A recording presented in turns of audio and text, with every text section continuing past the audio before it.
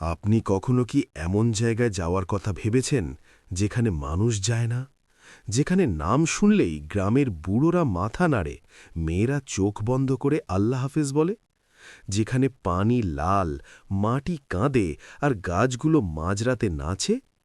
আজকের গল্পটা সেই নিষিদ্ধ দ্বীপের, যে দ্বীপে কেউ ঢুকলে ফেরে না, আর যদি ফেরেও তবে সে আর মানুষ থাকে না। তাই আলো জ্বালান, দরজা বন্ধ করুন, কারণ আজ রাতে আপনার ঘরেও হয়তো ওই দ্বীপের হাওয়া ঢুকবে। বর্তমান সময়ের কথা না বলে আগে বলি। গল্পটা শুরু হয়েছিল আমার ঠাকুরদার সময়। ঠাকুরদা ছিলেন চর নদীর পাড়ের মাঝি। নাম ছিল হাবিবুল্লাহ। লোকে ডাকত হাবু মাঝি। তিনি কখনো মিথ্যে বলতেন না, কিন্তু এই গল্পটা বলার সময় চোখ বন্ধ করে বসে থাকতেন, হাতে তাবিজ জড়ানো তামার চেন আর গলায় সব সময় একটা কালো মাটির মালা। ওই দ্বীপে কেউ যাবে না, এই কথাটা তিনি আমাকে প্রতিদিন শোনাতেন। আমি তখন ছোট, মাত্র ৯ বছর, কিন্তু আমার মনে হয়েছিল দ্বীপটা তো শুধু একটা জমি, গাছপালা, পাখি, কি আছে ওখানে যে এত ভয়? কিন্তু ঠাকুরদা বলেছিলেন, ওখানে পাখি ডাকে না, ওখানে পাখি কাঁদে। দ্বীপটার নাম কেউ জানে না, মানচিত্রে নাই, কিন্তু চর নদীর মাঝখানে একটা জায়গায় জল হঠাৎ লাল হয়ে যায়। সেখান থেকে বাম দিকে ১ মাইল গেলে দেখা যায় একটা ছোট্ট দ্বীপ। গাছগুলো সব ঝুঁকে আছে, যেন কেউ তাদের গলা ধরে টানছে। ঘাস নাই, ফুল নাই, পাতাও নাই, শুধু কালো মাটি আর কানা ঝোঁপ। মাঝখানে একটা পুরনো মসজিদের ধ্বংসাবশেষ, কিন্তু মসজিদের মিনারে কোনো আজান নাই, শুধু রাতে কে যেন ফিসফিস করে কোরআন পড়ে। লোকে বলে সেই দ্বীপে একসময় এক পীর সাহেব বসতি বাঁধেন। তিনি ছিলেন ঔলিয়া, কিন্তু তার এক শাগির্দ বিশ্বাসঘাতকতা করে।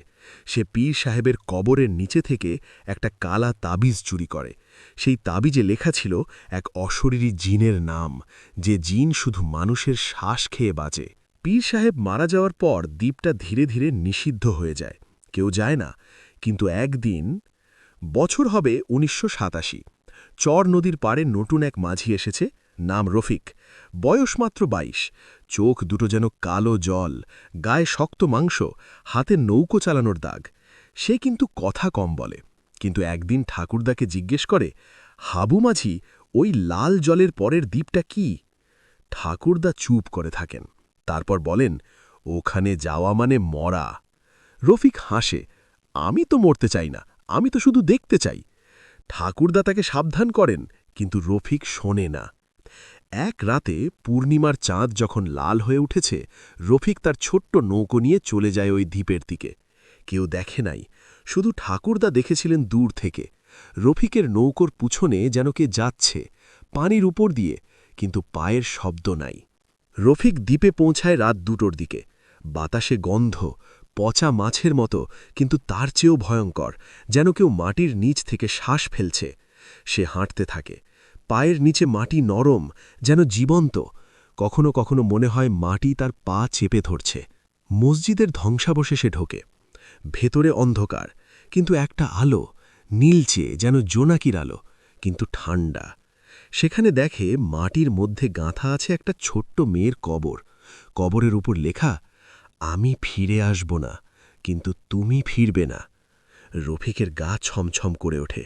সে পিছন ফিরতেই দেখে দরজার কাছে দাঁড়িয়ে আছে এক মেয়ে, বয়স মাত্র ৭-৮, চোখ দুটো সম্পূর্ণ সাদা, গায়ে পরনে ছেঁড়া নকশি কাঁথা, হাতে একটা ৫ ফোড়নের টিন।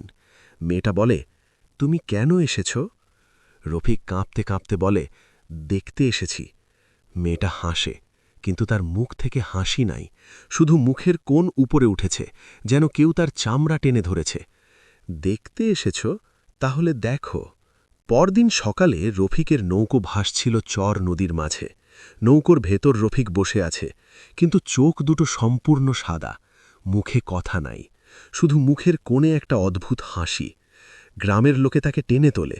ডাক্তার দেখে বলে, ওর চোখে আলো নাই, কিন্তু ও দেখছে, কিছু একটা দেখছে যেটা আমরা দেখি না।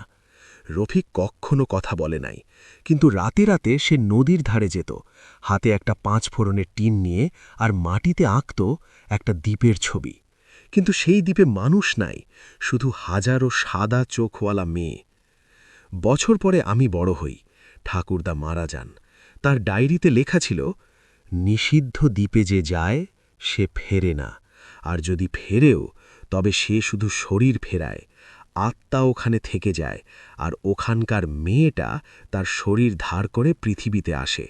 আমি ভাবলাম এটা তো শুধু গল্প, কিন্তু গত মাসে আমার ছোট ভাইয়ের বন্ধু রিয়াদ নামে এক ছেলে হারিয়ে যায়। সে চর নদীর পাড়ে ফিশিং করতে গিয়েছিল। তার মোবাইল ফোনের শেষ লোকেশন ছিল লাল জলের কাছাকাছি। ৩ দিন পর রিয়াদ ফিরে আসে, কিন্তু সে আর আগের রিয়াদ না।